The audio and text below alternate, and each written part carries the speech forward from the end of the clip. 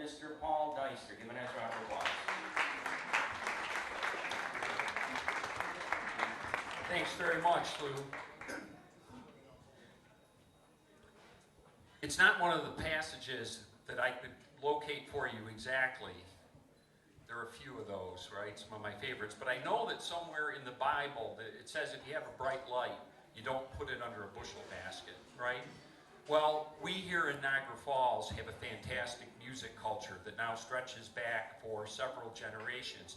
But I'm not sure that we've done as good a job celebrating that music culture as we could. There are a lot of places that you think of when you think of music in the United States of America, and there's some places that have made their living recently, right? Created jobs and brought in investment by their celebration of music culture. Austin, Texas is one place that comes to mind, or Nashville, right? Or in our own state, you think of Tin Pan Alley in New York City, right? Well, Niagara Falls might not be quite on a level with any of those places yet, but all of us who have grown up and lived here in Niagara Falls know that we have a fantastic music history and a fantastic contemporary music culture right here. I was so excited last October. I was invited out on a very busy day. I had like about 5 or 6 events, and I was invited out to the LaSalle Yacht Club for the celebration of the inauguration of the Niagara Falls Music Hall of Fame, right?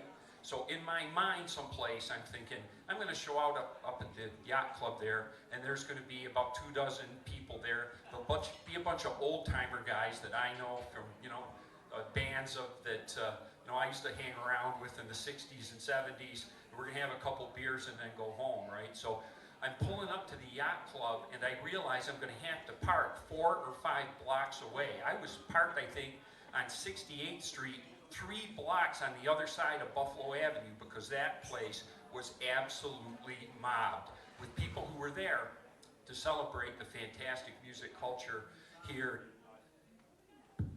in Niagara Falls, New York. Had a brief technical failure there, right? So what a fantastic kickoff for Niagara Falls Music Hall of Fame, and how fantastic it is that somebody is finally working to make sure that the great musicians that have had their roots here in Niagara Falls and the surrounding area are getting the recognition they deserve, right? But it's not just about celebrating the music history. As I said, music can be an important part of a vibrant economy, especially for a tourist city. Now, everybody knows we got a little issue ongoing right now between the state of New York and the Seneca Nation of Indians that is resulting, unfortunately, in the city of Niagara Falls not receiving the revenues that we've used to fuel a lot of economic development here in the downtown area. So, huddling with our team for economic development, and we've got several key members of that economic development team here tonight. We have Tom DeSantis over in the corner, our Director of Economic Development, Alan Booker from the Economic Development Department, and the guy who made all of this possible here tonight, Tommy Tedesco. Talk about Tedesco. If you know not just your Niagara Falls, but your national music history, then you know the name Tedesco, right? So, we were trying to think of what are some things that we can do when we don't have a lot of cash on hand to try to advance our interests here on the cultural front, on the intellectual front, but also on the front of economic development. And so we came up with this idea of doing a website, of doing a Facebook page, and we now, as of today, I think have a Twitter handle as well, right? Celebrating the music culture of Niagara Falls and creating a calendar that is going to be updated, that's going to let you know where you can hear live music on any given night in the city of Niagara Falls, right? And I believe the website went live today, right, Tommy? Let's have a big hand for Tommy Tedesco. Great job he did. With the little assist, I think, from Chris Stoyanov sitting next to him at the table, right? So, and I see our city engineer, John Gerlach, in the back someplace. I don't know if there was any engineering required in getting that website up and running, but if so, thank you. So, we're going to try to keep that up. And one thing that you can do for us, if you are a musician, if you are somebody who either owns, operates, or frequents a venue where there is live music, make sure that the proprietor of that venue keeps in touch with the City of Niagara Falls Economic Development Department and sends us updated schedules of the music events that are planned, okay? And then we're going to provide updates to the public, to our residents here, but also to visitors that are coming in town that are looking for some good live music during their time here in Niagara Falls, and let them know where to go to see which artists. And you know, this is something that I think it was long overdue, but I'm glad that we're getting it done.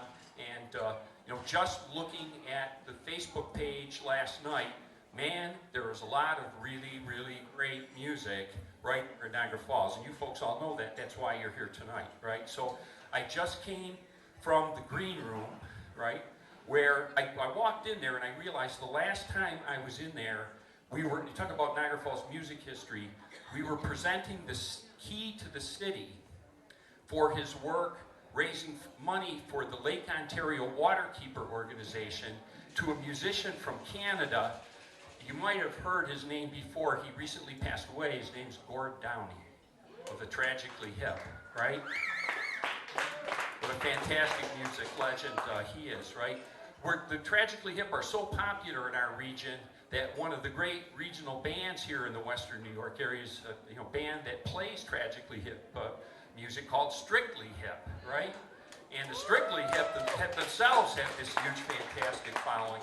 You know, one of the guys that headlines for Strictly Hip is a Niagara Falls musician, as you heard, one of the first class of inductees into the Niagara Falls Music Hall of Fame, a fellow by the name of Bruce Wojick. And it's been my pleasure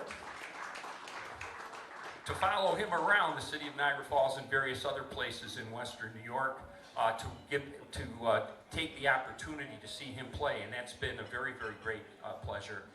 Tonight, he's playing with a band called The Struggle. The last time I saw them, I think it was at the Sportsman's Club in Buffalo, and man, you guys lit it up. So you're in for a real treat here tonight. If you like hard driving rock and roll, you're going to hear some here tonight and some real musical virtuosity. So I also want to welcome one of the members of The Struggle is my colleague, the mayor of the village of Williamsville, Dan Delano.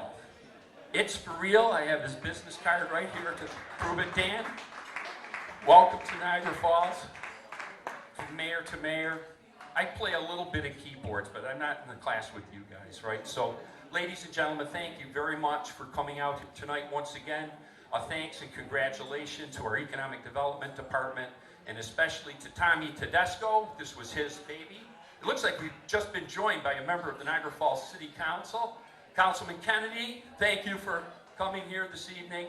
And I'm going to get off the stage and let you enjoy Bruce Wojick and The Struggle. God bless you. Thanks very much for coming tonight.